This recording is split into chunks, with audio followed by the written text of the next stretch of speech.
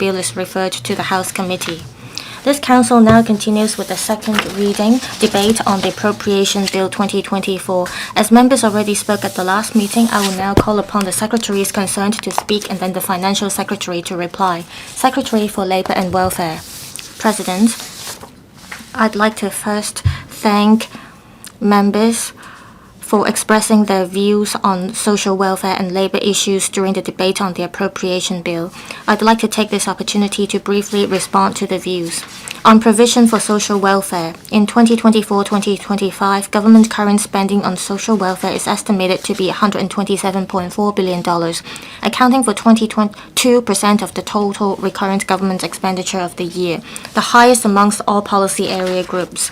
The government earlier announced the Productivity Enhancement Program, under which recurrent government expenditure will be cut by 1% for both 2024 and 25 and 2025 and 26.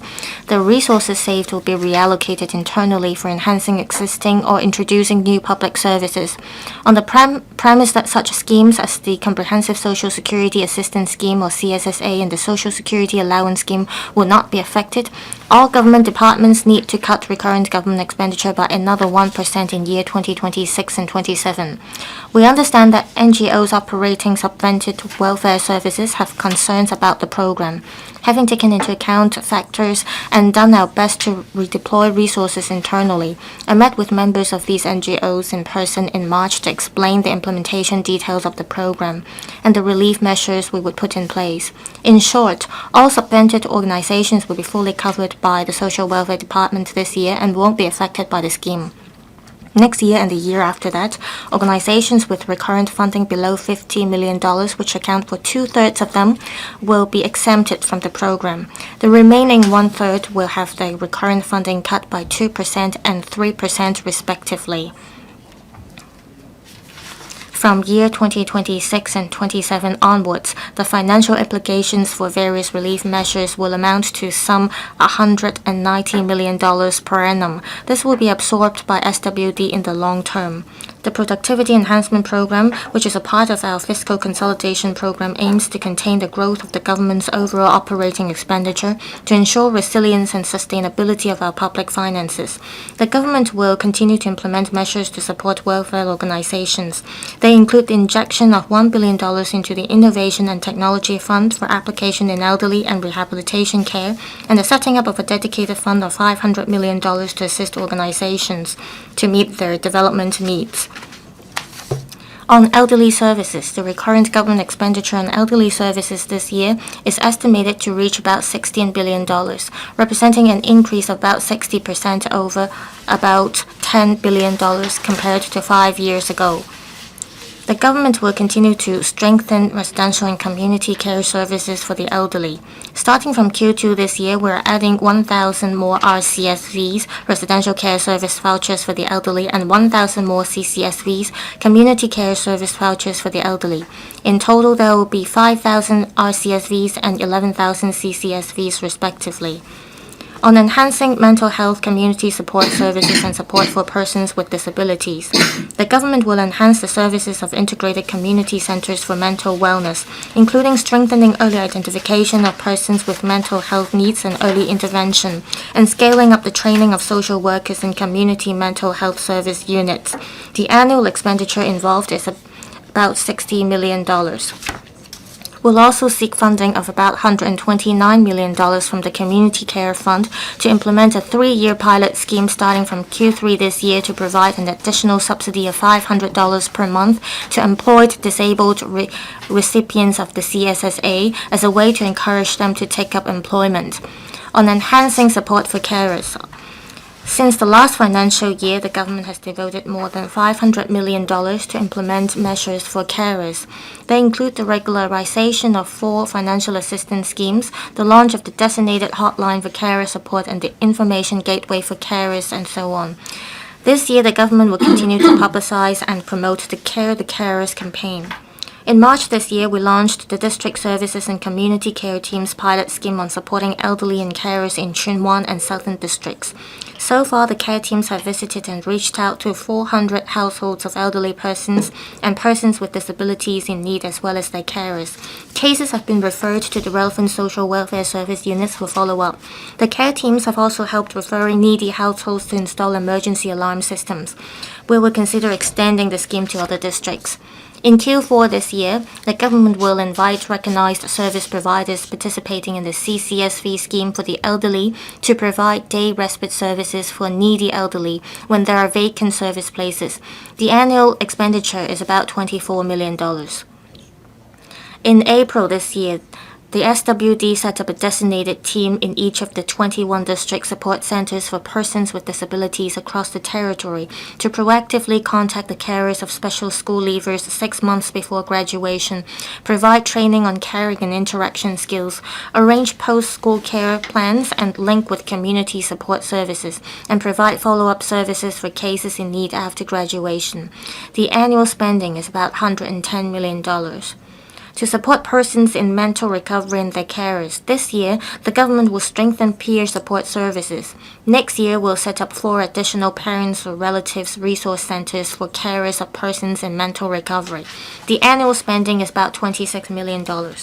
On assisting working families in childbearing, the government will, in phases, set up 10 more aided standalone childcare centers. The childcare center parent subsidy will be increased. The SWD will extend the after-school care program for pre-primary children to cover all districts in Hong Kong.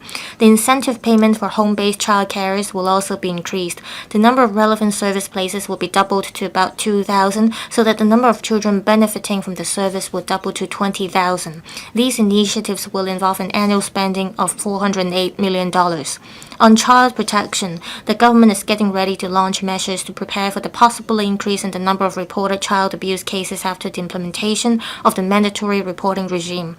This involves an additional provision of $186.5 million per year. The SWD is increasing the number of residential childcare places, substantially raising the incentive payments for foster families, and strengthening the support and training for foster families. These involve a yearly spending of $178.4 million. On improving employment rights and benefits and promoting employment, the government has successfully implemented the 3 major initiatives set out in the Chief Executive's Policy Address 2023. First, the Labour Advisory Board reached a consensus this February on the review of the 418 requirement under the Employment Ordinance, with a view to enhancing the protection of the rights and benefits of employees with shorter working hours. Second, on April 30th, the government adopted the recommendation of the Minimum Wage Commission to enhance the review mechanism of the statutory minimum wage, with a view to further safeguarding the income of grassroots employees. Third, the Labour Department will launch the Re-employment Allowance pilot scheme on July the 15th to encourage the elderly and middle-aged to join the labour market. To tie in with the implementation of the abolition of the MPF offsetting arrangement on May 1st next year, the government is pressing ahead with the preparatory work, including developing an IT system for the government subsidy scheme and formulating its operational details. We'll also review the ceiling of ex gratia payment of severance pay under the Protection of Wages on Insolvency Fund. On enhancing occupational safety and health, the government is highly concerned about the recent fatal work accidents. Apart from commencing immediate on-site investigations, issuing suspension notices to the relevant duty holders, and ascertaining the legal liability of the duty holders concerned, the Labour Department has launched a series of follow-up actions having regard to the nature of the accident, such as conducting targeted special enforcement operations to combat unsafe work activities. The LD has revised the Code of Practice of Bamboo Scaffolding Safety, which involves enhancing the stability of bamboo scaffolds and requiring bamboo scaffolders to possess valid safety training certificates before carrying out the relevant work. The newly revised COP was gazetted on April the 19th. On the other hand, the LD is working to speed up the revision of the Code of Practice, Safety and Health at Work in Confined Spaces. We strive to issue the revised COP in the coming month to enhance the safety and health protection for workers in confined spaces. On pilot rehabilitation program for employees injured at work, the LD is extending the pilot program to cover the catering and hotel industry and the transportation and logistics industry this month, with the aim of benefiting more injured employees. On talent attraction, to address the challenge of local labor shortage, since late 2022, the government has launched a number of measures to trough for talents. So far, more than 110,000 talents have arrived in Hong Kong through various talent admission schemes, showing the initial success of the measures. Established last year, the Hong Kong Talent Engage will continue to provide incoming talents with comprehensive one-stop support, including job matching services to facilitate talents' long-term development in Hong Kong. Some members were concerned whether the admission schemes such as the Top Talent Pass scheme would be abused by unqualified applicants. The purpose of this particular scheme is to facilitate qualified persons to come and explore opportunities without having to first be employed by an employer in Hong Kong. However, a person admitted under the scheme must, upon the expiry of his first visa, be employed or have established or joined in business in Hong Kong before their visas can be renewed to stay in Hong Kong. The Immigration Department will play a robust gatekeeping role and scrutinize the applications in accordance with the established mechanism to ensure only those qualified would be issued with visas. Some members were worried that the talent admission schemes might deal a blow to local employment. I must stress that the main thrust of our manpower policy is nurturing local talent, complemented by attracting outside talent. As we formulated the various measures to trough for talents, we took into account the need to prioritize the local workforce and the implications on local workers. The government will review its talent admission regime in the middle of this year to ensure that the relevant measures are effective in enriching Hong Kong's talent pool and meeting local manpower needs. President, I so submit. I hope members will support the Appropriation Bill 2024. Secretary for Innovation, Technology and Industry. President, I sincerely thank members for their valuable opinions on issues related to the development of innovation in the second reading debate. A lot of useful suggestions have been made. Innovation is an important driving force for high-quality economic and social development. The current government launched Hong Kong Innovation and Technology Development Blueprint rolled out at the end of 2022. We started from top level and we formulated a clear development path and systematic strategic plan for the development of Hong Kong's innovative science and technology, supporting the acceleration of the formation and development of new quality productivity with Hong Kong's advantages and enhancing the new momentum of development. Over the past year, the current government has launched and implemented a series of important innovation policies and initiatives to continuously optimize Hong Kong's innovation ecosystem and lead Hong Kong to steadily realize the vision of becoming an international innovation center. This year's budget closely followed the development direction and key strategies proposed by the Innovation Blueprint by proposing some key initiatives in many main categories. These include consolidating Hong Kong's R&D advantages and promoting the development of the tech industry, developing IT infrastructure and promoting the new industrialization, and cultivating startup enterprises and talents and developing the digital economy and promoting digital transformation. I will briefly respond to the opinions raised by members under this framework. In order to improve Hong Kong's innovation ecosystem, we believe that it is necessary to coordinate the development of upstream, midstream, and downstream developments. Life health technology, artificial intelligence, and data science, in particular, microelectronics, are strategic areas where we focus our efforts on.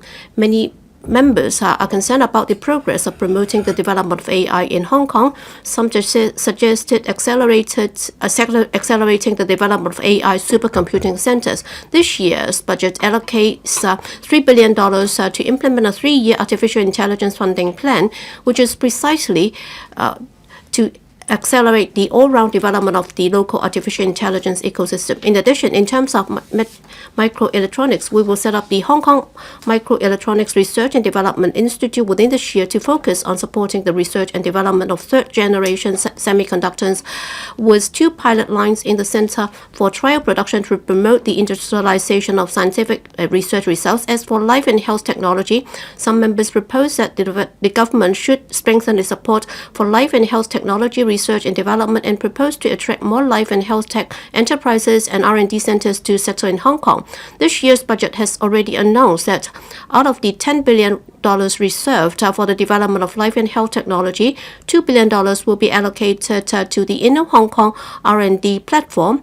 to be established in the Hotao area, and another $200 million will be allocated to the Hong Kong Shenzhen Innovation and Technology Park to provide incubation, acceleration plans, and other support for life and health tech startups.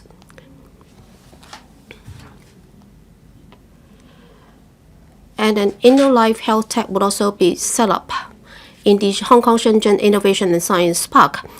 We will also consult this council on the implementation of the Frontier Technology Research Infrastructure Support Scheme within the year to support universities in setting up research facilities and carry out projects led by top scientific researchers at home and abroad to focus on the field of frontier technology.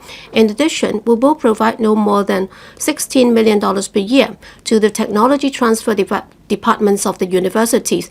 These measures will help consolidate Hong Kong scientific research advantages, accelerate the transformation of midstream achievements, and further improve Hong Kong's innovation ecosystem. On the other hand, I noticed that many members have expressed concerns about the progress of the development of the Hotao Hong Kong Shenzhen Innovation and Technology Park. The Hong Kong Shenzhen Innovation and Technology Park is the largest ever innovation infrastructure project in Hong Kong, which is of great significance to the high-quality development of Hong Kong. The SAR government attaches great importance to the relevant development and will continue to support the construction of the Hong Kong Shenzhen Innovation Technology Park. The first batch of the first 3 buildings will be completed as scheduled by the end of the year, and the remaining 5 buildings will be built as soon as possible after the transfer of isolation facilities and the completion of land formation. The Hong Kong Shenzhen Innovation and Technology Park Company is actively promoting the tenant recruitment and marketing work to prepare for the official commissioning of the park in the future. Last month, the HSITP company signed a memorandum of cooperation with about 60 partner institutions, marking an important milestone that the park is about to enter the stage of operation. The SAR government is also stepping up the drafting of a master plan on the development of the Hotao Hong Kong Park, which will further elaborate on the development direction, positioning, hardware, and software support of the park.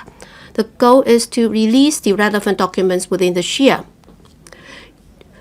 During the debate, some members have proposed that the training of scientific research talents be strengthened to tie in with the direction of developing new quality productivity. This coincides with the direction that we have taken in actively promoting the new industrialization.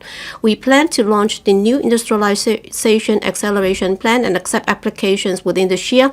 Enterprises participating in the plan can get funding to hire research talents under the Research Talent Hub and hire a small number of local technicians in the form of a pilot scheme under the Technology Talent Admission Scheme. We will apply to the Finance Committee for the relevant funding next week. I sincerely hope that all members will support the relevant funding proposal. The digital economy has become a new driving force for economic development. Many members have stressed the importance of the development of the digital economy to accelerating the upgrading and transformation of Hong Kong's economy. Regarding the $500 million Digital Transformation Support Pilot Program mentioned in this year's budget, Cyberport has invited the first batch of SMEs to apply for ready-to-use basic digital solutions with electronic payment options since March this year to accelerate the digital transformation of enterprises. The government also proposed to implement the Digital Enterprise Identity Platform with a budget of $300 million to facilitate online transactions and electronic services. In addition, some lawmakers are concerned about the government's efforts to eliminate digital gaps and propose to provide subsidies to the elderly and poor students to have the opportunity to use digital technology to improve the quality of life and improve learning efficiency. This year's budget announced that the government will allocate $100 million to the Social Innovation and Entrepreneurship Development Fund to provide digital training and technical support for the elderly in the next 3 years to promote digital integration. The first batch of projects are expected to start in the fourth quarter of this year at the earliest. I've also noticed that many members are concerned that in recent months, some government departments or statutory bodies have encountered teething problems in launching some electronic systems which have important bearings on people's livelihood. And personal data might also have been leaked. In this regard, we will strengthen the supervision of policy bureaus and departments as well as relevant public bodies on the launch of new IT systems, especially in the pre-launch testing of the system so as to avoid the recurrence of similar incidents. We have to serve as a gatekeeper. In addition, we will also be taking a series of measures to prevent the recurrence of leakage of personal data. We have set up the Digital Policy Office, which will not just take up the function of formulating and implementing policies to promote the development of digital economy and smart cities. It will also strengthen its supervisory function with a view to leading the policy bureaus and departments in responding promptly to the needs and expectations of society in the promotion of e-government. President and members, this year's budget continues to invest resources to support the establishment of a vigorous innovation ecosystem. I look forward to the support of this Council in jointly promoting the construction of Hong Kong's International Innovation Centre and promoting high-quality economic and social development with the support of this Council. These are my remarks, and I urge members to support the Appropriation Bill 2024. Thank you, President. Secretary for Financial Services and the Treasury. Mr. President, I thank the members for giving us their invaluable comments on matters relating to the Financial Services and Treasury Bureau during the Appropriation Bill 2024 debate. I will make a response on various areas, namely Hong Kong's position as an international financial center, offshore renminbi hub, asset and wealth management business, the introduction of company redomiciliation regime, fintech, as well as the development of green tech and green finance. First of all, Hong Kong as an international financial center.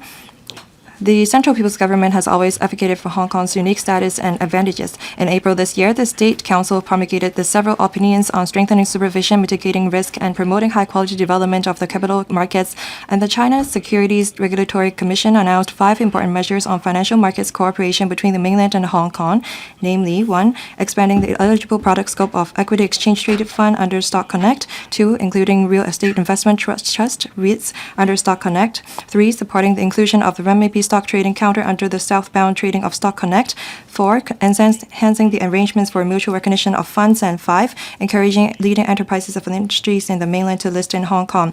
The market responded positively to these measures. We will capitalize on Hong Kong's unique advantages and play a role as the super connector and super value adder. We strive to be innovative and will leverage on new thinking, new methods, and new approaches to enhance our competitiveness, to dovetail with the development of new quality productive forces of our country.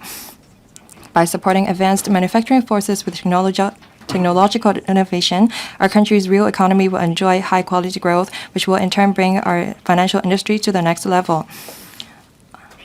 Second, on offshore renminbi business hub, we will strengthen Hong Kong's position as an offshore renminbi business hub. With the support of the Central People's Government, we continue to be the world's largest offshore renminbi business hub with a leading position in renminbi settlement, financing, and asset management.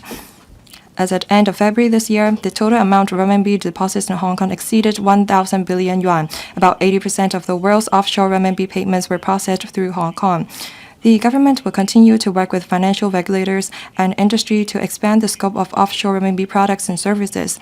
For example, on the issuance of offshore renminbi bonds, the government has issued a number of renminbi-denominated government green bonds since November 2021, amounting to 31.5 billion yuan. The Shenzhen Municipal Government and the Hainan Provisional Government have issued offshore renminbi bonds in Hong Kong, including green bonds, blue bonds, sustainable development bonds, and social responsibility bonds. Since June last year, 24 Hong Kong listed stocks have been trading in renminbi via the dual counter system.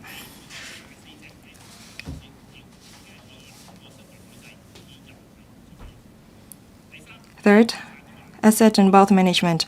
We will consolidate our position as an international asset and wealth management center and a leading hub for family office. According to market research, there were 2,700 single-family offices operating in Hong Kong as at end 2023. To promote trade development and attract more capital, the government will expand the grant scheme for open-ended fund companies and real estate investment trusts REIT for 3 years and waive the stamp duty payable on transfer of REIT units.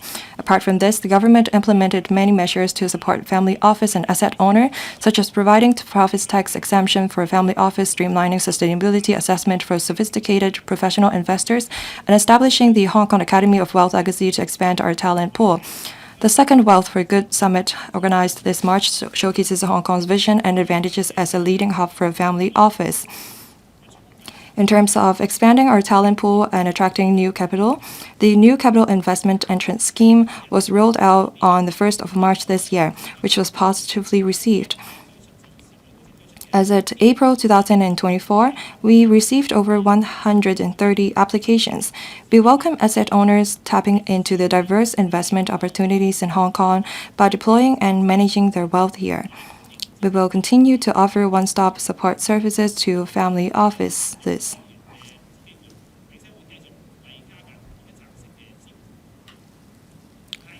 On introduction of a company redomiciliation regime, some members talked about this.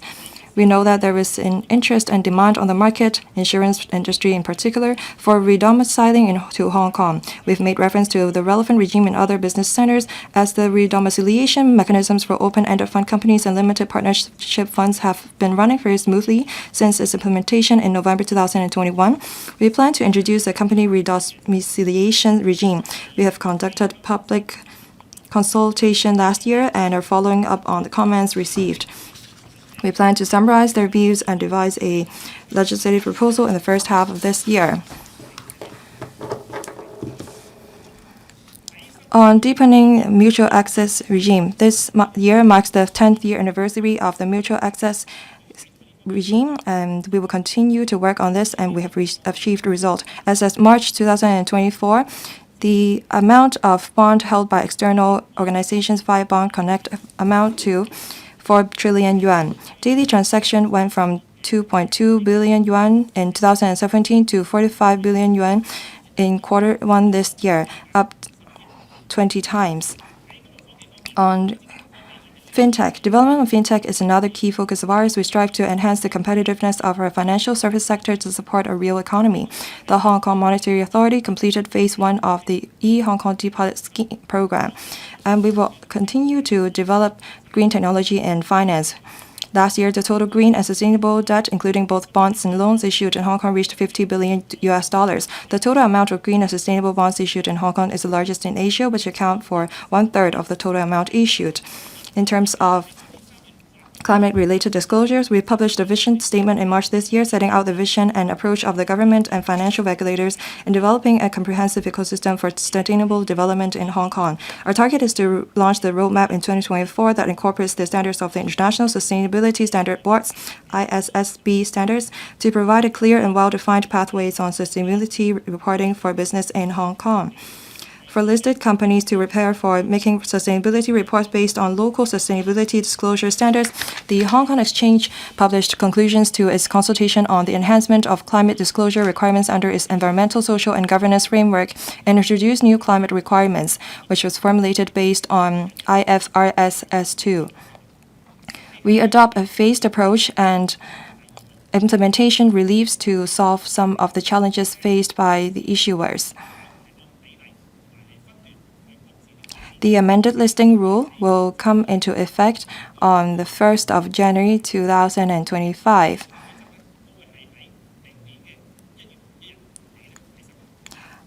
Mr. President, I so submit. I hope members will support the bill.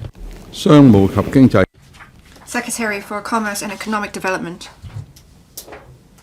President, I would like to first thank members for their valuable views on the work of the CEDB. I will focus my response on several areas of greater concern to members. On International Trade Center, in the past year, the current term government has signed investment agreements with Turkey and Bahrain. Hong Kong has so far signed 24 investment agreements with 33 economies. We have also signed 8 free trade agreements, FTAs, involving 20 economies. We will continue to actively take forward our work in this area, including the FTA negotiations with Peru and the investment agreement negotiations with Saudi Arabia and Bangladesh. In view of the huge economic development potential of the Belt and Road countries, the Financial Secretary announced in the 2024-25 budget that the government plans to set up Hong Kong Economic and Trade Offices ETOs in Riyadh and Kuala Lumpur. We are now following up on the details of the plan in earnest, Invest Hong Kong will also set up consultancy offices in Cairo, the capital of Egypt, and Izmir, the third largest city in Turkey, in 2024 to 25 to bring in capital and enterprises from high potential markets such as the Middle East and North Africa. In addition, the Hong Kong Trade Development Council TDC will open consultancy offices in Dhaka, the capital of Bangladesh, and Phnom Penh, the capital of Cambodia, in 2024 to 25 to strengthen trade promotion in emerging countries. With a view to establishing Hong Kong as a multinational supply chain management center, the CEDB, Invest Hong Kong, and the Team Hong Kong organizations have been actively working on the formulation of specific work targets and plans. We have asked Invest Hong Kong to step up its efforts in reaching out to mainland manufacturing enterprises and study the pain points faced by and service needs of these enterprises if they are to set up operations in Hong Kong, with a view to exploring with the Team Hong Kong organizations how best to assist the enterprises concerned. Hong Kong's trade relations with the members of the RCEP, Regional Comprehensive Economic Partnership, are very close, with total merchandise trade accounting for about 70% of Hong Kong's total merchandise trade in 2023. We're continuing to make use of different platforms and occasions to lobby for the purpose of consensus building to achieve early accession to RCEP. Next, on IP Trading Center. As the fruits of research and development, innovation, and creativity require corresponding legal protection of intellectual property rights, the demand for professional services in managing IP will increase significantly, creating more business and quality employment opportunities in various related professional service sectors such as IP law, mediation and arbitration, accounting, finance, valuation, management, consultancy, agency, etc. To sustain the growth of our talent pool, the IPD, Intellectual Property Department, will provide IP-related training to 5,000 individuals in various sectors within the current term of the government. Through measures such as planning for the establishment of regulatory arrangements for local patent agency services and preparing for the establishment of a TISC, Technology and Innovation Support Center, will nurture talents, enhance service quality, and further promote the development of the industry. The IPD will also continue to enhance the skills of its officers, examining original grant patents to achieve institutional autonomy in conducting substantive patent examination in 2030. On SME financing guarantee scheme, SMEs are very important to Hong Kong. The government has been providing support to SMEs in Hong Kong. In the past few years, the government has assisted SMEs in obtaining commercial loans through the scheme to cope with cash flow problems, thereby alleviating the impact of the pandemic on these enterprises. In this year's budget, it is announced that the application period for 80% and 90% guaranteed products under the scheme would be extended for 2 years to end March 2026 to help more eligible SMEs.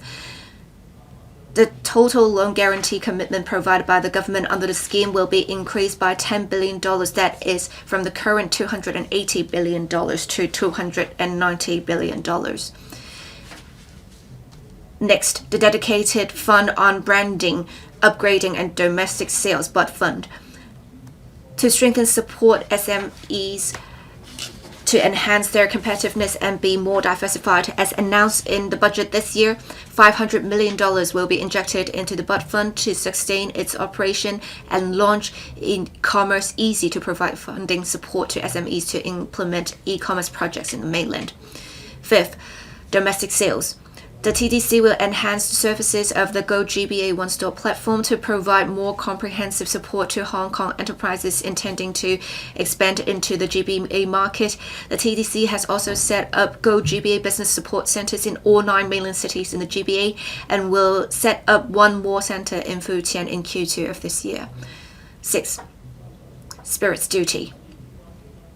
Some members asked whether Hong Kong, as a hub for wine trading in the region, should reduce or waive duties on spirits to promote the development of relevant trade. The relevant policy bureaus have been consulted in this regard. In formulating any revenue measures, the government will take into account the relevant policy needs, views from various sectors, the economic situation of Hong Kong, the burden on public finance, public health, and the needs of different sectors of the community. And so on, the current duty rate on liquors with an alcoholic strength of more than 30% is 100% of their value. The ad valorem duty system is simple and fair. It also realizes the affordable users pay principle. The government has therefore no plan to abolish or relax the duty on spirits. Seventh, promoting the development of the fifth generation of mobile communications technology, 5G technology. To enhance the 5G mobile network coverage in Hong Kong and dovetail with the development of technologies in future, the government will implement the amendments to the telecommunications ordinance as soon as possible and draw up guidelines to ensure that the provisions will come into effect as soon as possible. And the government will provide funding support to enhance rural mobile network infrastructure. The government will also make available a total of 510 megahertz of radio spectrum for public mobile communication service in Q4 of this year. Mobile network operators, MNOs, that have bid successfully for the radio spectrum will benefit from the Inland Revenue Amendment tax deductions for Spectrum Utilization Fees Ordinance 2024 in the sense that their spectrum utilization fees payable will be fully tax deductible. The relevant initiative came into effect in January of this year. President, I so submit implore members to support Appropriation Bill 2024. Secretary for Culture, Tourism and President, during the debate on the Appropriation Bill, members have spoken and made a lot of suggestions concerning culture, the creative industry, sports, and the tourism, and I'd like to briefly respond to those. Members are concerned about tourism ministry, and they expect that to bring new momentum to Hong Kong's economy, and they've made a lot of suggestions, including tourist attractions, tourism experience, and also promotion packages. We will consider them actively, and where resources permit and technically feasible, we will implement them fully. Members are also concerned about the promotion strategy, which should tie in with our publicity on a diversified tourism experience. That is also in line with our strategy in recent years, and therefore we will actively consider that. We have also been asking the tourism board to strengthen its marketing at customer sources, including diversified publicity at the Little Red Book, TikTok, and also Weibo. And also they would also be inviting KOLs to publicize the diversified tourist experience and products in order to take advantage of the mega events and festivities by promoting thematic tourism. And on the other hand, we will also be promoting cross-sector collaboration so that starting from the service sector, we will also be working to promote this courtesy campaign so that we will be promoting that to all sectors of the community. I would also like to report to members that during the past Labor Day Golden Week, the number of mainland visitors has exceeded 760,000, represent up by some 22% compared to last year, which is in line with our expectation. And on the 2nd of May, the single-day tourist arrivals have reached 190,000, which is a single-day high, and we expect that to bring in about $2 billion spending, and the market has also been very robust. And we will work together with the tourism sector and the relevant bodies to promote the tourism experience for visitors, mega events economy. Starting from last year, we've been working on that, and many members have also spoken on that subject. The government has been organizing and supporting many mega events. As far as the Bureau is concerned, in the past, we've been promoting culture, sports, and tourism events. With the objective of promoting culture, sports, and tourism, and we will further work on that. As members suggested, we have already stepped up our collaboration with the relevant sectors relating to mega events, so that we will also be bringing more business to the tourism, hotel, catering, and retail sectors, so as to bring in more visitors, so that there would be integrated developments. And in the past year, we have already seen some results. We will continue to work hard in order to bring in more KOLs or leaders from the relevant sectors from all over the world, so as to enable them to have first-hand experience. And we will also be making good use of our financial resources and $100 million set aside in the budget to promote mega events in the next 3 years, so that the calendar will also be published early in order to allow people to make preparation for that, and there will also be more cross-sector collaboration, so that they can also design programs and products to cater for that. Some members have also said that we should set up KPIs, and the Bureau has also reviewed the experience accumulated so far. We have reviewed the landmark events and also the scrutiny mechanism under the Mega Ace, and we would also encourage and assist more high-level and innovative mega events, so as to promote Hong Kong's culture, sports, and tourism development in order to attract more mainland and overseas visitors to Hong Kong to promote the development. In terms of sports development, we'd like to promote the elite sports, enhance professionalism, and also promote Hong Kong as a center for international sports events. More events will also be held in Hong Kong, and also we will promote elite sports. And we will also be moving towards industrialization. The Kai Tak Sports Park will be completed by the end of 2024. It will be commissioned in 2025. Is the biggest ever sports infrastructure, and it can host soccer matches and rugby events, as well as concerts that will further promote sports events as well as mega events economy, and the related industries would also benefit. We will conduct some testing events before the commissioning of the sports park, including sports events as well as performance events. We will work with the Kai Tak Sports Company Limited in order to start the work early, so in order to make the best use of this facility, in order to organize more mega events and promote the cultural sports development in Hong Kong. That would also bring beneficial benefits to us. The 15th National Games, we attach a lot of importance to the 15th National Games 2025 to be co-held or co-presented by Guangdong, Hong Kong, and Macau. We will be making good preparation and publicity for that. We'd like to promote collaboration and exchange amongst the governments in the 3 places. We will also work with NSAs and other cities in the GBA, so that there would be more sports exchanges, and more such events will also be organized in the GBA. Culture. Well, in terms of culture and the creative industry, the LCSD has just set up an office to promote Chinese culture. It has already started work actively.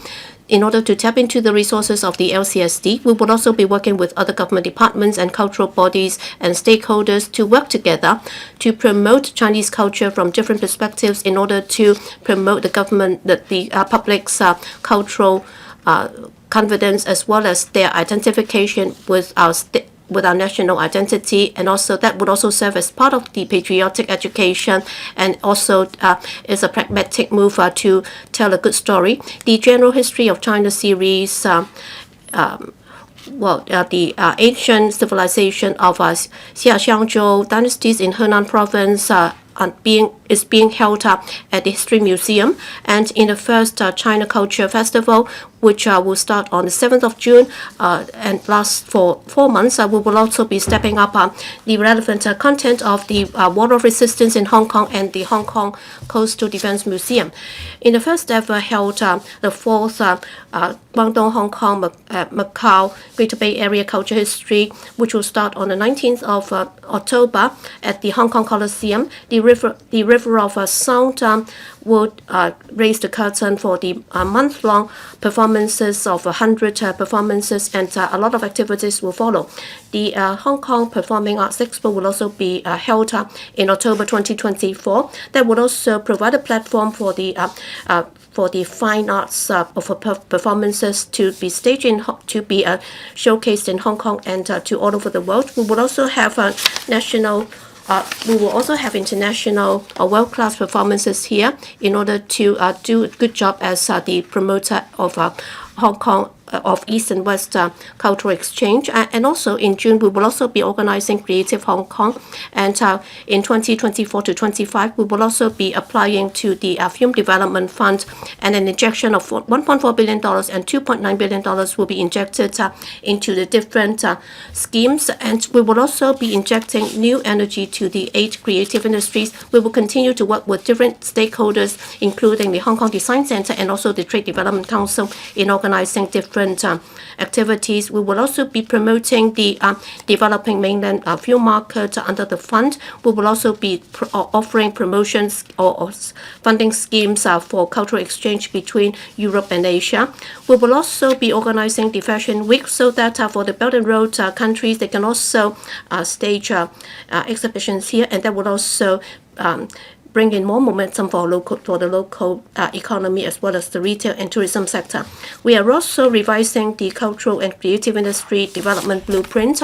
Over the past year, there have been a lot of social changes, and we believe that there are a lot of innovative and creative ideas for the cultural sector, and therefore we will be making some revision to the blueprint, and we'll be consulting the Culture Commission on the blueprint in order to publish that early. That would also map out the vision and initiatives for supporting the creative and creative industries. Before the publication of the blueprint, we will continue to roll out initiatives, including the initiatives proposed under the budget for 2024-25. With these remarks, I hope that members will support the Appropriation Bill 2024. Thank you. Secretary for Development. Chair, first of all, I would like to thank members for putting valuable views on the work of the Development Bureau during the debate on Appropriation Bill 2024, particularly on taking forward public works projects, innovation in the construction industry, meeting the manpower needs of the construction industry, land supply, and urban renewal. At the special meeting of the Finance Committee held earlier, I mentioned a study would be conducted this year on ways to control the costs of public works projects in order to effectively take forward future infrastructure development. Over the past few years, we have launched a number of strategies and initiatives to promote the active adoption of construction digitalization, applied R&D, and advanced construction technologies such as MIC, Modular Integrated Construction Method, and MIMEP, Multi-Trade Integrated Mechanical, Electrical, and Plumbing. In addition, we will set up a building testing and research institute within this year to conduct R&D, develop standards, conduct testing, and provide accreditation for innovative materials, construction methods, and technologies, etc., in order to lead the construction industry in innovation and attract R&D talents to work in Hong Kong.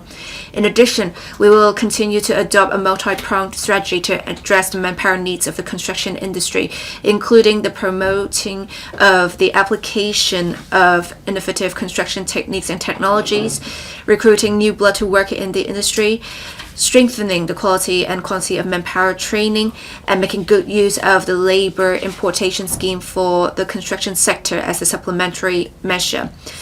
The scheme requires principal contractors to apply for importation of labor to conduct local recruitment before application. Now, on land supply. Despite current challenges in public finance, the government's investment in capital works will not be reduced and will continue to be maintained at a high level. Over the next 5 years, the average annual capital works expenditure will be about $90 billion.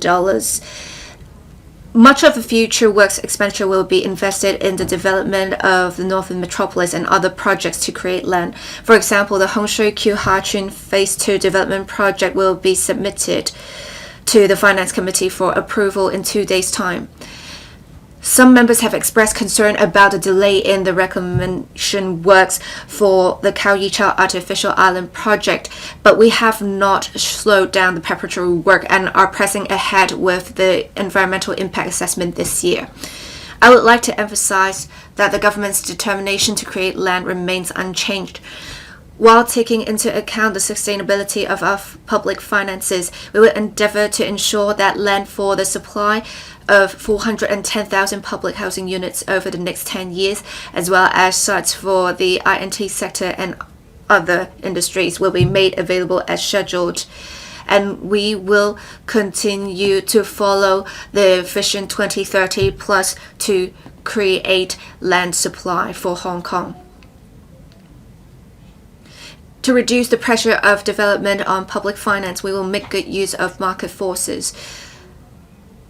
At the end of last year, we have relaxed the application threshold for in situ land exchange in the new development areas NDAs. We have recently seen the first successful case of land exchange under the revised arrangement in the Fanling North NDA. We look forward to more successful cases in other NDAs in future. In addition, we are actively studying the idea of different development models to reduce the pressure on public finances and hasten the pace of development. On urban renewal, the government has been emphasizing a dual-track strategy of rehabilitation and redevelopment to address the problem of aging urban areas. A series of incidents indicate that owners have not taken seriously the MBIS mandatory building inspection scheme notices or fire safety directions issued by the government.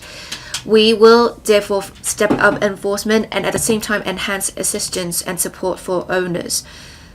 The Buildings Department will step up enforcement and prosecution by, for example, allocating more manpower through internal deployment, to step up prosecution and resetting priorities for enforcement, and focusing resources on high-risk buildings such as single staircase buildings, buildings with many guest houses and or subdivided units, but have not complied with the MBIS notices and failed to engage building inspectors. We have, in February of this year, briefed the panel on development on our efforts to enhance building safety and maintenance, including identifying high-risk buildings more accurately for the issuance of MBIS notices. We have also assisted owners who have participated in Operation Building Bright 2.0 to expedite the pace of inspection and repair. We will inspect the conditions of the external walls of the 360 high-risk buildings annually. We will also consider increasing the penalties for late compliance with MBIS and MWIS mandatory window inspection scheme notices and streamlining the prosecution procedures in the review of the buildings ordinance. Given the large number of old buildings in Hong Kong, the safety and maintenance of aged buildings cannot rely solely on the efforts of the government, but require the cooperation and efforts of owners and the community. For example, a number of professional bodies, including the Hong Kong Institute of Architects, the Hong Kong Institution of Engineers, and the Hong Kong Institute of Surveyors, will take part in the building department's inspection of external walls this year, joining hands in improving the safety and maintenance of old buildings. However, for some old and dilapidated buildings, redevelopment is the more practical option. In view of the rapid aging of buildings in Hong Kong, it is necessary for the government to adopt more effective policy measures to expedite the pace of redevelopment and renewal. We cannot rely solely on the public organizations such as the Urban Renewal Authority. We need the participation of the private sector. We will continue to provide different forms of financial support to the URA.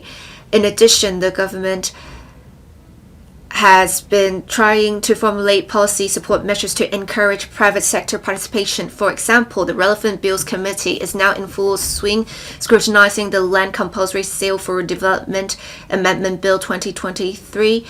The bill seeks to lower the threshold for the compulsory sale and facilitates the redevelopment of adjoining lots, and it's expected to promote larger-scale redevelopment.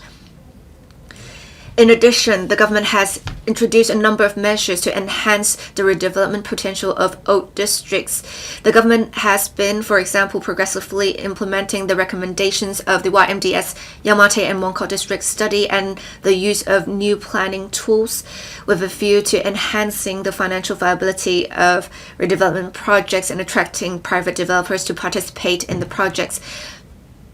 Drawing reference from the experience of the YMDS, the government, with the support of the URA, also embarked on planning studies in Chun Wan and Sham Shui Po to examine the redevelopment potential of the two districts.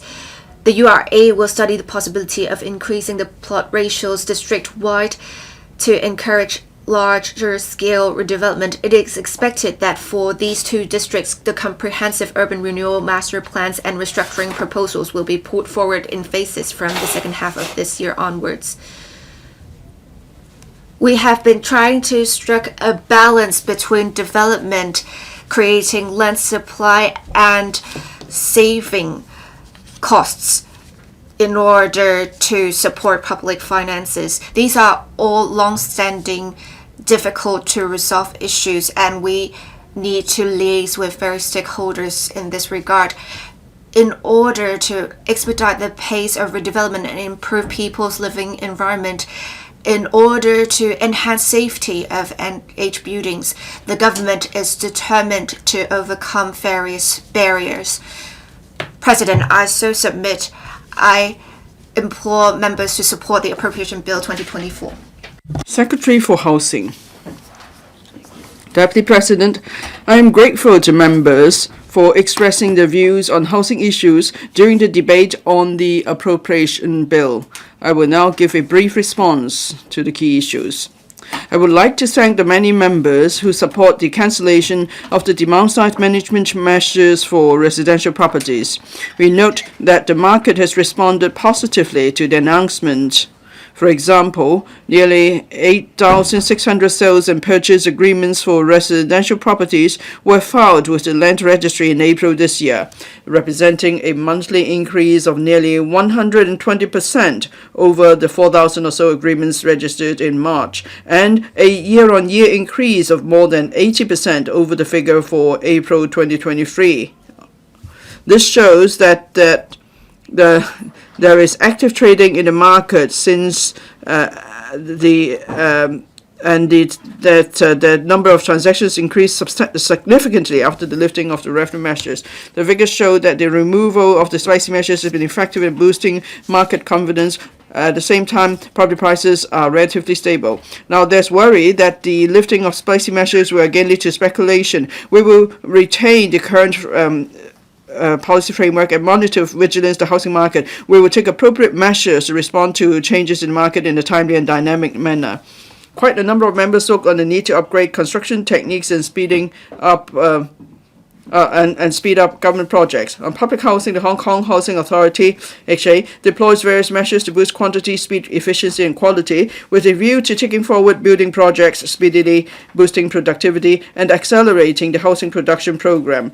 For instance, in parallel with land formation, we will carry out advanced work such as surveying, ground investigation, tree, traffic, environmental assessment, and building layout. We will also adopt the modular integrated construction method, design and build procurement method, and phased construction and delivery of units for suitable projects. The first batch of over 2,000 flats under the PRH Advanced Allocation Scheme has been completed. Upon completion of the inspection process and issuance of occupation permits, arrangements will be made for tenants to move in from early May onwards. Apart from speeding up public housing production, one of our major tasks is to help inadequately housed families to improve their living condition as soon as possible. The government will press on with the transitional housing (TH) and light public housing (LPH) projects to provide short-term accommodations for those in need. As at the end of March 2024, 13,600 TH units have been completed, while another 6,300 units will be completed this year. On LPH, 4 major projects involving a total of about 28,500 units at 7 sites have been awarded. Works were commenced starting from last December. In addition, we will keep working with the rating and valuation departments to enforce tenancy control of subdivided units (SDUs) and do our utmost to safeguard the interests of tenants. So far, 218 landlords in 255 cases have been successfully prosecuted. The trial of the other cases will also proceed progressively. The task force on tackling the issue of subdivided units led by the Deputy Financial Secretary and also the relevant bureau and departments are working at full steam to come up with solutions in respect of the minimum living standard for SDUs and the eradication of substandard SDUs. We will tackle the SDU problem in a comprehensive and orderly manner. Regarding the cash allowance trial scheme, it has been announced in the budget this year that the scheme will be extended by 1 year to June 2025. We note some members' suggestions to turn the trial scheme into a regular one. At the same time, some members stated their express opposition to the suggestion. We believe that with the completion of TH and LPH units, as well as a significant increase in public housing supply in the coming decade, there will be improvement to the living condition of grassroots households on the waiting list for public rental housing, PRH. We therefore consider it appropriate to extend the trial scheme for 1 year for the time being. We will review the scheme in a timely manner. On the ratio of PRH to subsidized sale flats (SSFs) in the public housing stock, some members suggested adjusting the ratio to help young families or young people to buy a home. With the substantial increase in public housing supply in the second 5-year period, that is from 2029 to 30 to 2033 to 34, there will be room for adjusting the ratio of PRH to SSFs. We will continue to review the ratio of public and private housing supply targets, as well as the ratio of PRH to SSFs in the public housing sector in the context of the annual updating exercise of the long-term housing strategy. We will take into account various social factors and make timely adjustments. At present, the average waiting time for PRH is still relatively long. We will strive to expedite the projects in hand and increase PRH supply. Households who cannot afford private rental housing will then be allocated PRH and enjoy an improved living environment earlier. To help people of different financial means, including young people, to move up the housing ladder, the government has been actively providing various types of SSFs under the Home Ownership Scheme, HOS, Green Form Subsidized Home Ownership Scheme, GSH, White Form Secondary Market Scheme, WSM, Private Subsidized Sale Flats Pilot Scheme, Starter Homes for Hong Kong residents, and so on. This overall framework enriches the housing ladder that bridges the public and private housing sectors. In fact, young people aged 40 or below make up the bulk of SSF buyers. For instance, nearly half of the successful applicants for first-hand HOS flats are young people aged 40 or below, while more than 80% of the buyers of WSM flats are aged 40 or below. As for starter homes, about 85% of the applicants and the ultimate buyers are aged 40 or below. On the financial arrangements for SSFs, HA has enhanced the arrangements by extending the maximum mortgage guarantee period and mortgage repayment period under the deeds of guarantee for HOS, GSH, and tenant purchase scheme flats to help buyers secure mortgage loans. After the extension of the mortgage guarantee period to 50 years in the secondary market, being increased from 30 years, the number of HOS or GSF flats with a remaining guarantee period of more than 10 years in the market will increase substantially from about 14% to about 90% of the total supply. There will be more opportunities for the public, including young people, to move up the home ownership ladder. In fact, HA has recorded a total of 721 SSF transactions in the secondary market in the first quarter of 2024, which is a significant increase in comparison comparison to the 547 transactions and 494 transactions in the third quarters of 2023, respectively. After protracted effort, we have finally built a well-defined housing ladder to meet the needs of families and individuals in different income brackets. We will keep to the design of the existing ladder. At the same time, we will closely monitor the latest socio-economic and macro changes. We will flexibly refine and rationalize the implementation details and specific arrangements of the ladder. Lastly, I would like to thank members for supporting our enhanced measures to combat tenancy abuse. Since October 2024, since March 2023, HA has implemented enhanced measures such as requiring tenants to declare their occupancy status and domestic property ownership in Hong Kong every 2 years, establishment of a data matching and verification mechanism with the land registry for effective checking of registration information of domestic and non-domestic properties of PRH tenants in Hong Kong. In 2023 to 24, over 2,700 flats were recovered as a result of these measures and the marking scheme. This is a 110% increase compared to the average of about 1,300 flats in 2020 to 21 and 2021 to 2022. It is a clear demonstration of the determination of HA and the effectiveness of the measures in combating PRH abuse. We will actively review the existing measures and consider different options to safeguard the rational use of public housing resources so that more grassroots households can benefit from the resources.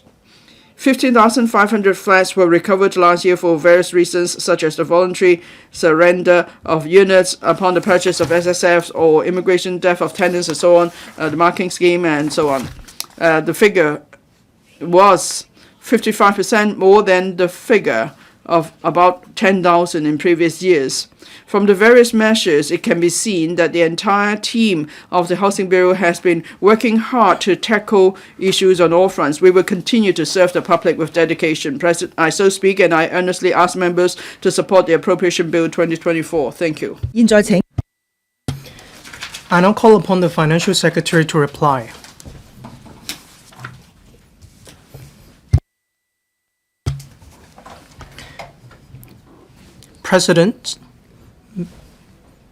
Madam President, honorable members, first of all, I express deep gratitude for members for their valuable views on the 2024-25 budget in the Council meeting last week. Directors of bureaus have already responded to important policy areas close to the hearts of members. Now, I will outline the global, mainland, and local economic situation. I will then speak on the initiatives under the budget and respond to members' concerns.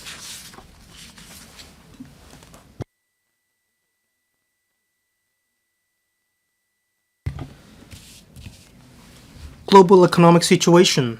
The external environment at present remains complicated. On the one hand, geopolitical tensions are tense, which are still affecting international trade and capital flow. In recent months, the slowing inflation in the U.S. has stagnated, which inhibited the pace of interest rate cuts by the Fed and gave rise to a longer period of tight financial conditions. On the other hand, the global economy this year fares better than expected and should lend some support to global demands, which is quite contrary to public expectations. The International Monetary Fund, IMF, in April adjusted the global economic growth upward slightly to 3.2%, which is the same pace last year. The IMF considered the risks to the global outlook broadly balanced.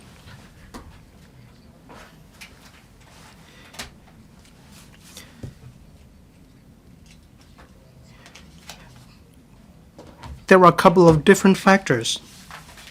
Interest rates soared, rising expected interest rate levels and falling asset prices resulting in risks to global financial stability due to continued core inflation. After the COVID pandemic, different governments showed fiscal deficits. Different financial consolidation policies are in place. They are working very hard to reduce the level of debts. This has heightened the worries of members of the public.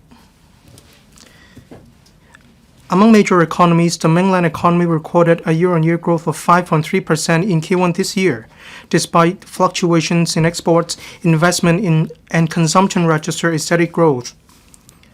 According to the report on the work of the government published in March, the administration will strengthen macro regulation. Enhanced fiscal policies and stable monetary policies are conducive to driving domestic demands and building up momentum for a rebound in the economy.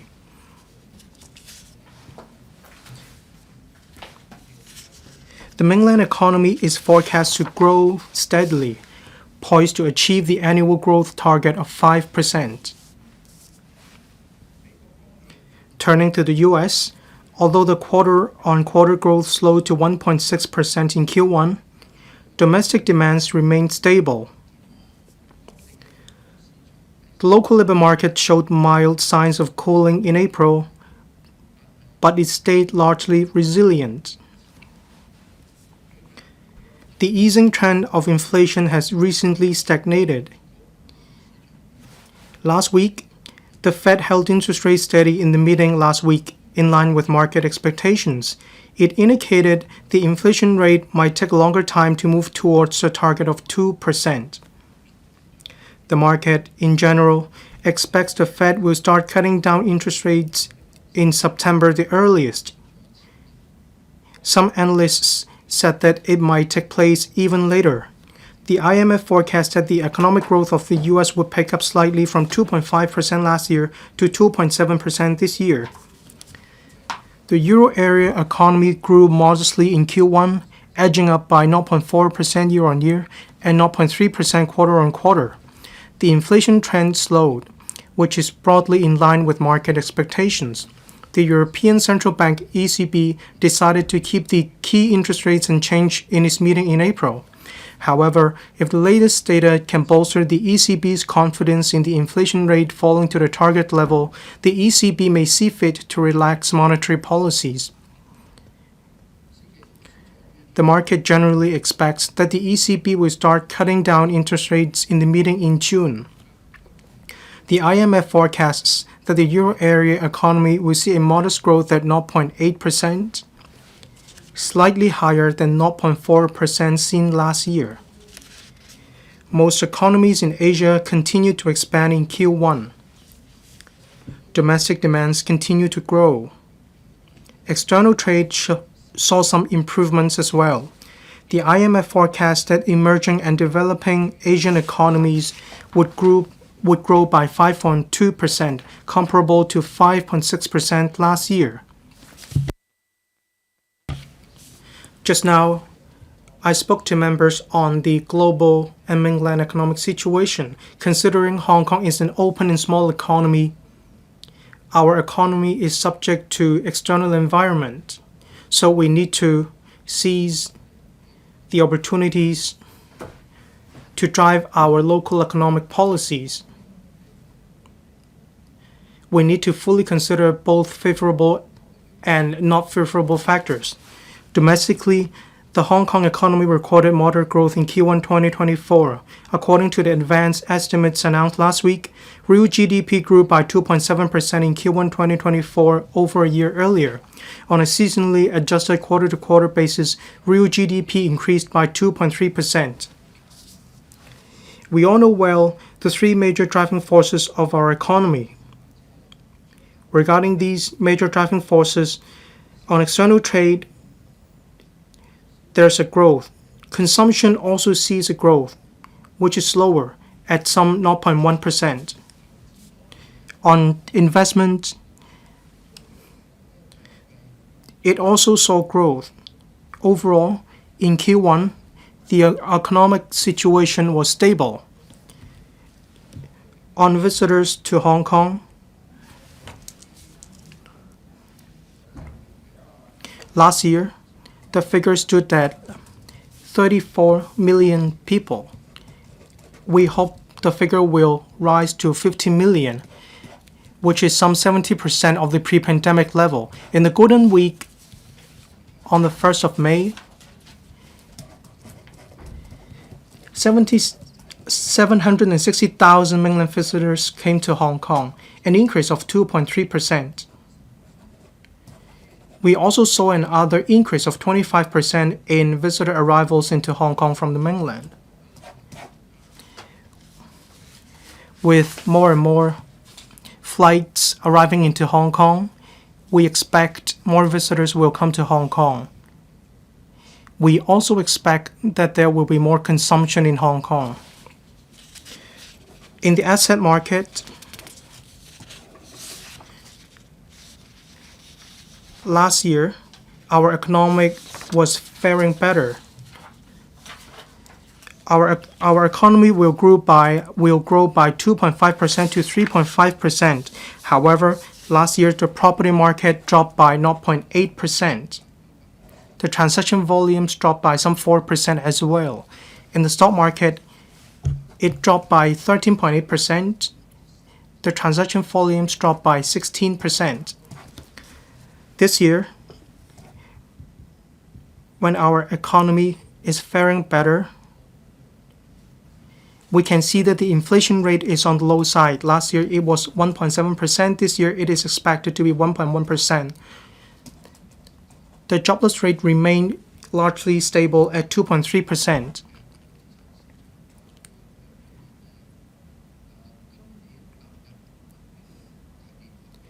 This year, in the first 2 months of 2024, the property market was still undergoing some adjustments. The stock market saw an adjustment of some 3%, like the property market. In the compilation of the budget, we conducted some consultation sessions. We tapped the pulse of the community and different walks of life.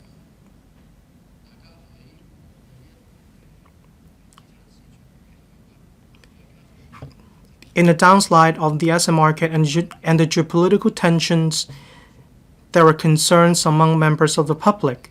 Therefore, in the budget, we have good economic outlook and we have the strong support of our country in relation to our economic development. We don't need to be clouded by these negative emotions. We understand in the external environment, there are Western media and they have lopsided comments on Hong Kong. So, in the short run, we will stabilize confidence, bolster confidence. This is more important. We need to stabilize market confidence and expectations. So, in the asset market, we have taken decisive measures. In the property market, we canceled all spicy measures. In the stock market, it is rather complicated. It is quite different from the property market. The property market is localized, whereas the stock market is subject to geopolitical tension and the external environment. There are also external political factors at play. So after the announcement of the measures under the budget, the property market has stabilized. Figures show that in March and April, transaction volumes saw an uptick, registering a figure of 8,000 transactions. Of course, it is quite a substantial increase. In mid to long term, the figures were some 4,000 to 5,000 per month. Property prices are quite stable, just 1 to 2% upward and downward. The property prices remain stable.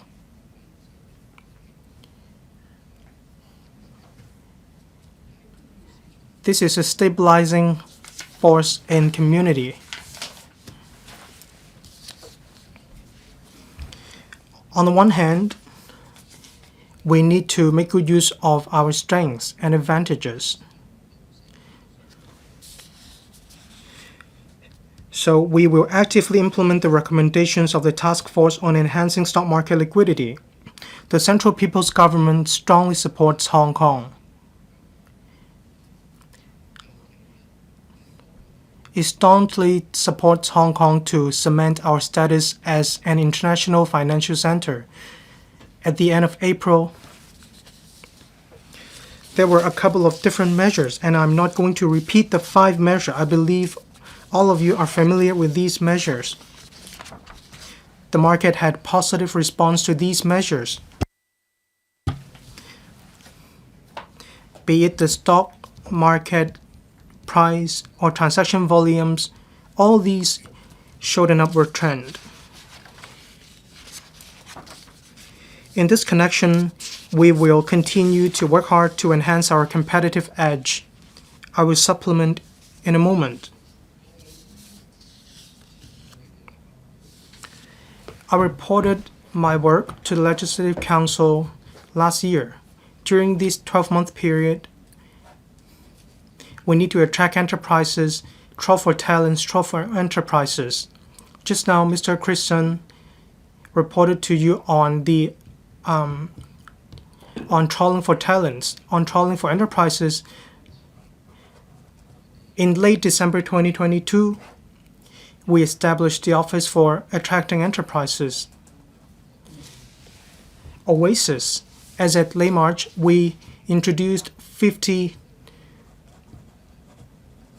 major enterprises strategic partners. That is because they will bring other enterprises to Hong Kong as well. These 50 strategic partners invested some $40 billion into Hong Kong. They have also created some 13,000 jobs in Hong Kong. Invest Hong Kong is also working very hard to attract enterprises. They have brought altogether 380 businesses to Hong Kong. The total investment will total $60 billion. There will be many opportunities. There will be many jobs in Hong Kong in the future. On trolling for talents, as at late April, 180,000 applications have been approved out of 290,000 applications. Around 120,000 persons have arrived in Hong Kong.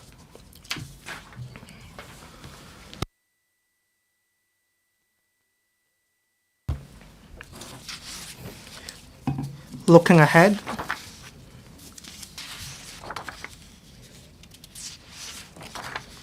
first of all, our country staunchly supports Hong Kong.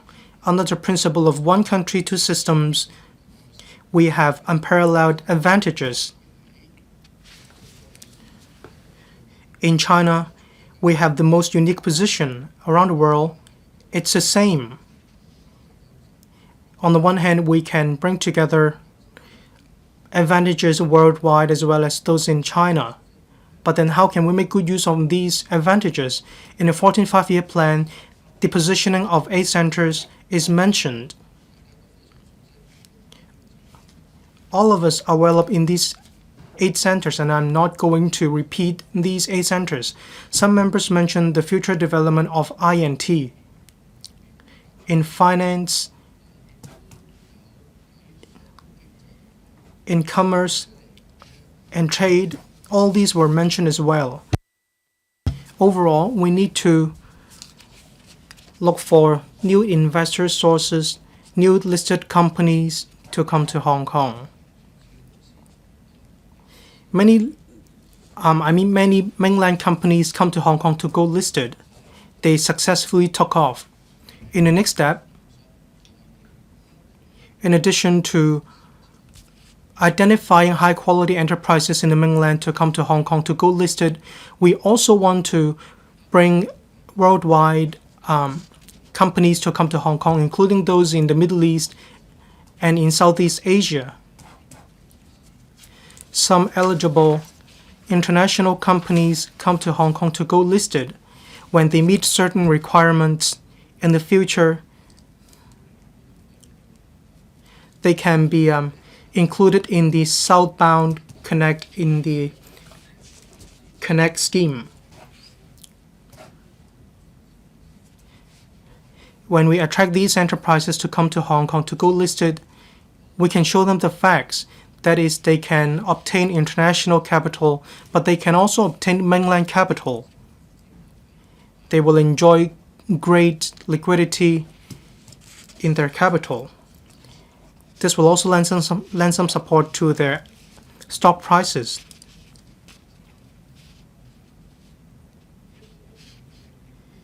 This is very important in the sense that Hong Kong can develop itself into an offshore renminbi center.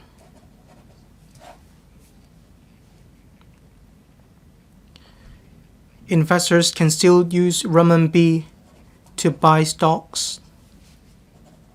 This can help with the internationalization of renminbi. This is also in line with our national policy. When residents in the mainland are becoming wealthier, they need to look for suitable investment tools. Hong Kong will become the first place they will set foot in if they want to invest globally. This is very important.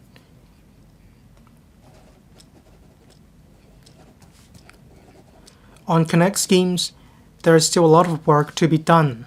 We can still drive these schemes forward. We will continue to work with the relevant counterparts in the Central People's Government. We will continue to solicit their support.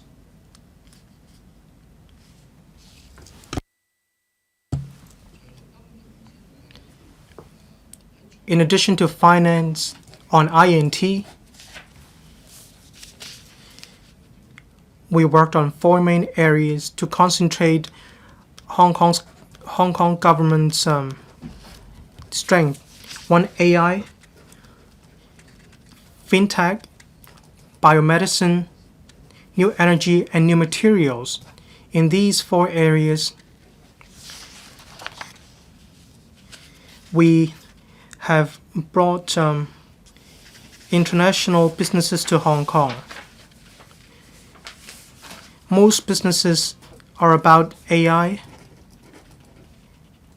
Life science came next. I'd also like to report to members the work of Invest Hong Kong.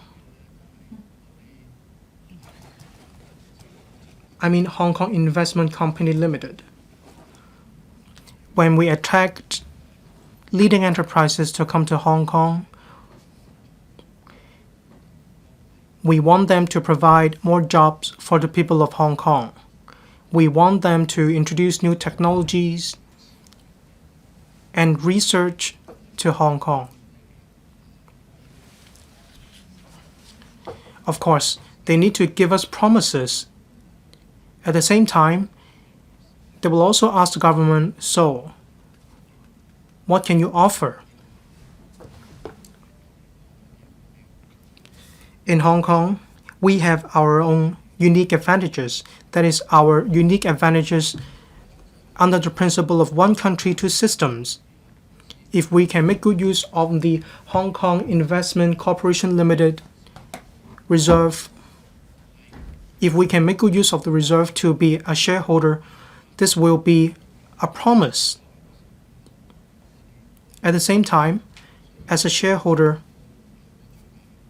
investment returns may not be our main target, but it will also be a factor at play.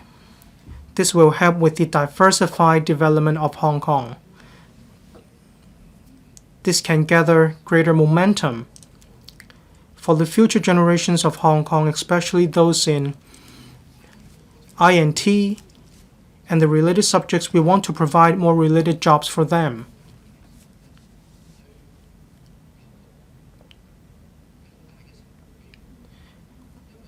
We want these students to have better chances of success.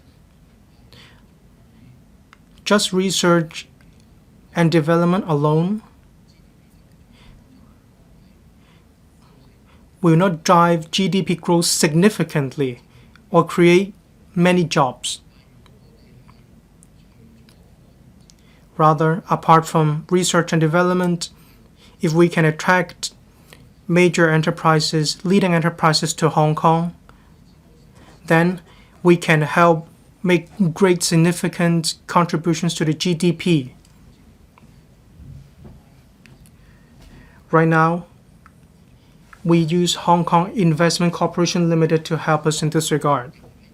The positioning of the Hong Kong Investment Corporation Limited is a little bit different from the sovereignty funds of different countries, of other countries. This is close to the heart of members. I'd like to set the record straight. On stabilizing short-term factors, apart from stabilizing the asset market, we need to help SMEs stay afloat. SMEs account for 90% or so of total number of companies. They account for some 45% of the working population of Hong Kong. The economy is on the road to recovery, but we have also seen fluctuations. The geopolitical situations are in a state of flux. It will affect market sentiments. It will also affect capital flow. So we need to lend support to SMEs. So we have already extended the 80% and 90% guaranteed product scheme by 2 years. We also need to help them tap into new markets. So Mrs. Algernon Yao mentioned the injection of $500 million to help tap into new markets. To introduce e-commerce easy to help SMEs, especially those in the F&B industry, to help them transform and upgrade. That is to keep pace with the current development. Apart from support for the SMEs in the short term, we need to liven up the market. We need to liven up the economy. So we have mega events economy. We want to increase footfall. Apart from bringing more people to Hong Kong,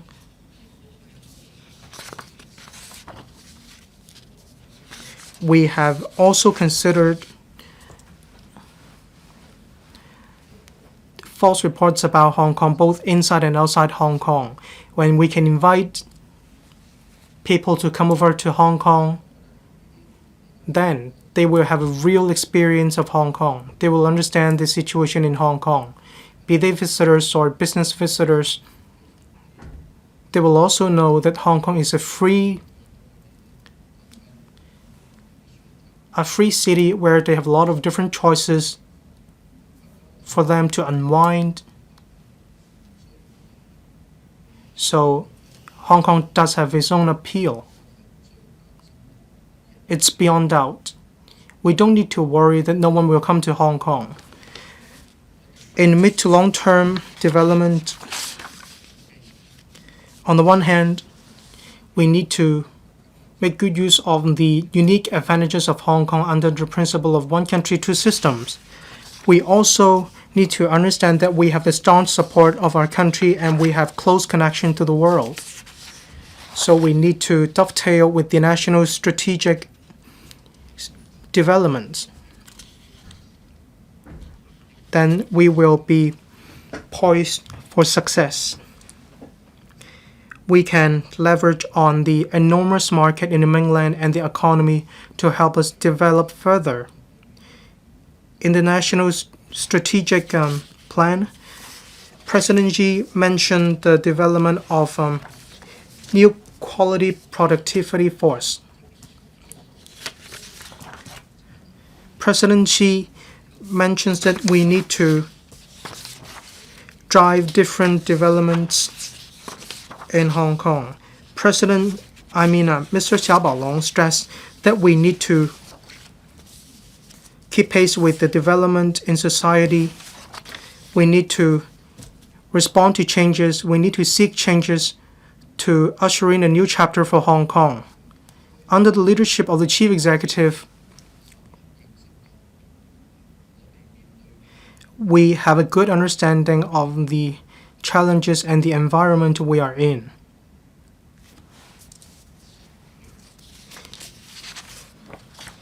We also understand the responsibilities we shoulder. So in our work,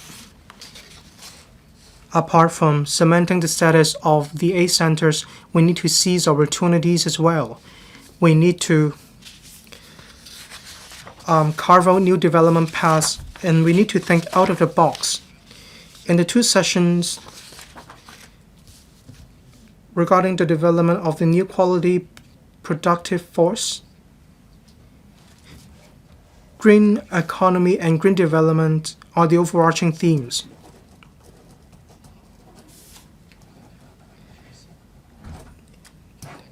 These are our main theme as we develop further. When we develop into an international green and financial center, we need to make good use of our status to dovetail with the green development of our country. That is how we can introduce overseas capital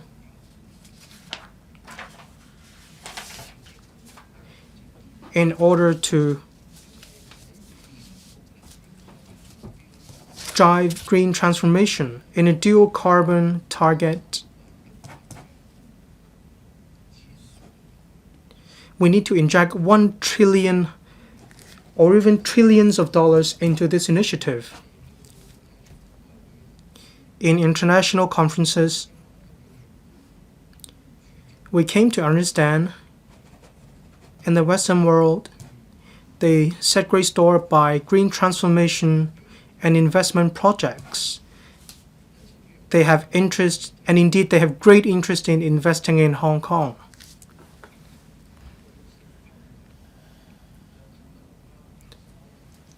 The common ground taxonomy, it's meaningful.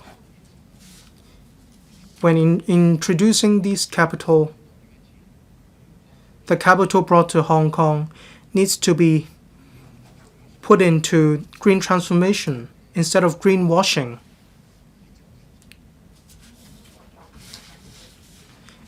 As an international financial center, Hong Kong enjoys good professionalism and good governance. In this area, we help the mainland to develop this set of standards. We have good rule of law. We help with the formulation of the standards, and after we have the standards,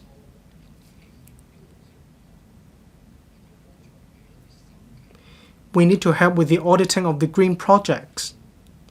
Next, about the disclosure of the green projects. If we can fare well in these areas, we will bring international investors confidence. Then they will be willing to bring capital to Hong Kong. This can drive the mainland economy. This can also expedite the development of green transformation. On digital economy, all of you are well up in this area. We have a cross-departmental collaborative effort to drive the business version of I Am Smart.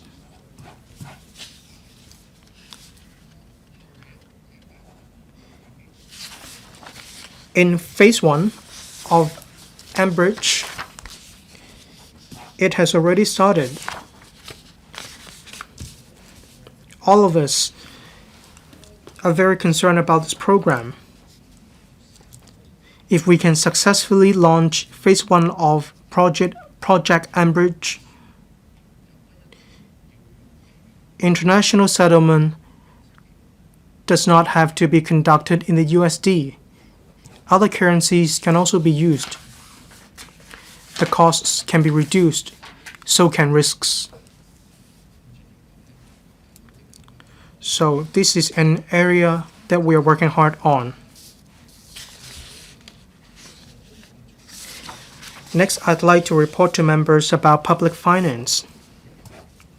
Amid the pandemic in the past few years, we have had fiscal deficits like other countries around the world. After the pandemic, we are in the phase of consolidation. We are confident, and we also have determination to balance the books in 3 years' time. That does not include bond issuance. That is the proceeds from bond issuance. We are implementing a fiscal consolidation program. This is a common practice worldwide. In the past few years, owing to the pandemic, many governments around the world are actually in the red. They are high in debt. We need to cut expenses, and we also need to take into account the affordability of members of the public. We cannot exert unnecessary pressure on members of the public. However, we also need to cement our road to recovery. While attracting enterprises and talents, we don't want to cause extra burden on the business sector. This is a new restriction, so we need to save costs. We need to save money. So in our budget, the focus is to save costs. Actually, around 80% of our work is on saving costs and reducing expenditure. On expenditure, we need to strictly contain the growth of operating expenditure, and we also have the Productivity Enhancement Program. In 2024 to 25 and 2026 to 27, expenditure will be cut by 1% for 2 consecutive financial years on the premise that such schemes as the Comprehensive Social Security Assistance Scheme and the Social Security Allowance Scheme will not be affected. The resources thus saved will be reallocated internally for enhancing existing or introducing new public services. The 1% of the recurrent expenditure cut will save us some $46.8 billion in total. This will help us keep the pace of expenditure growth in check. It accounts for some 5% or so in 2024 to 25. In 5 years' time, it will be reduced to,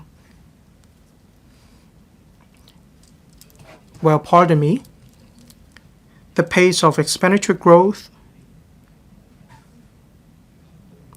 stands at a high level, that is some 5% every year. It may be higher in some financial years, but in 5 years' time, this figure can be reduced to around 2.2%, but the economic growth stands at 5.5%.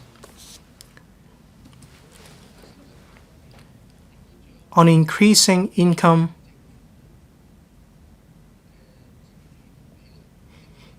we can increase the ratio of income to GDP. In 5 years' time, it will increase from 20% to 24%. So we will be able to balance the books in terms of public finance. We tread very cautiously while saving costs. We do not affect the provision of public services. So recipients of the CSSA do not have to be worried. We do not target any cuts in this area. Since 2021, there is zero growth in civil service establishment. As at late March 2021, despite increases in provision of public services, there was a reduction of 2,000 posts on an accumulated basis despite the continuous increase in public services. The number of director positions accounts for less than 1% of the overall civil service establishment. On major capital project expenditure, we tread very cautiously. We scrutinize the maturity on these major projects. We also take into account the importance to livelihood in order to set the priority.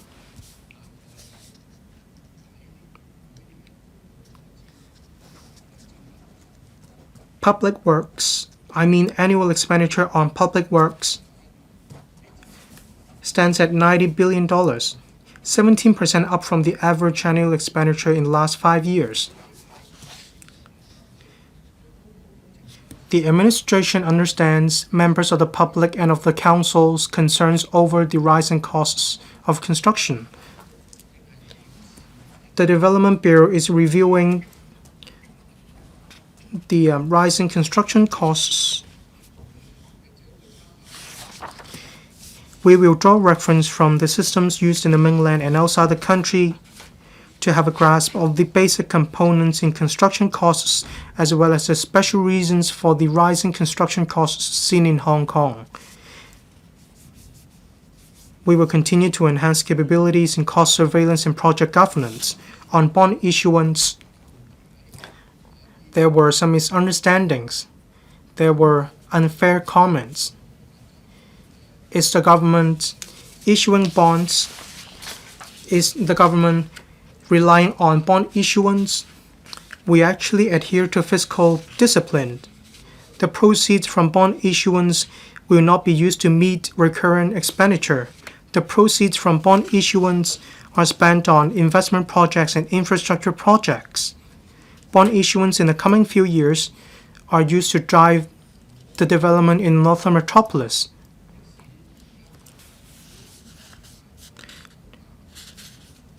The debt ratio stands at $95 billion to $113 billion. But the ratio of government debt to GDP is in the range of about 9 to 13%, which is actually much lower than that in most of the other advanced economies. We are at a safe level. In 2024 to 25, that is in the coming financial year, the interest payment for bond issuance stands at $9 billion, only accounting for some 0.3% of the GDP. This level is manageable. We will continue to adhere strictly to fiscal discipline. President, honorable members, we are on the road to recovery. The budget this year reinforces the momentum of our economic recovery through short-term measures and drive high-quality development and further innovation through mid- to long-term measures. This can bring development room for different industries. We embrace both Western and Chinese cultures as long as we seize our opportunities, as long as we have the right positioning and direction, as long as we actively integrate into national development, as long as we stand on the same page, we work together, I am confident that Hong Kong will definitely prosper. I urge members to support the passage of the Appropriation Bill 2024 in order to implement the various measures under the budget as early as possible. I so submit. Thank you, President. I now put the question to you that the Appropriation Bill 2024 be read the second time. Will those in favour please raise their hands? Those against please raise their hands. I think the question is agreed by majority of the members present. I declare the motion passed. Appropriation Bill 2024. This council now becomes committee of the whole council to consider the Appropriation Bill 2024. In accordance with the rules of procedure, the committee will first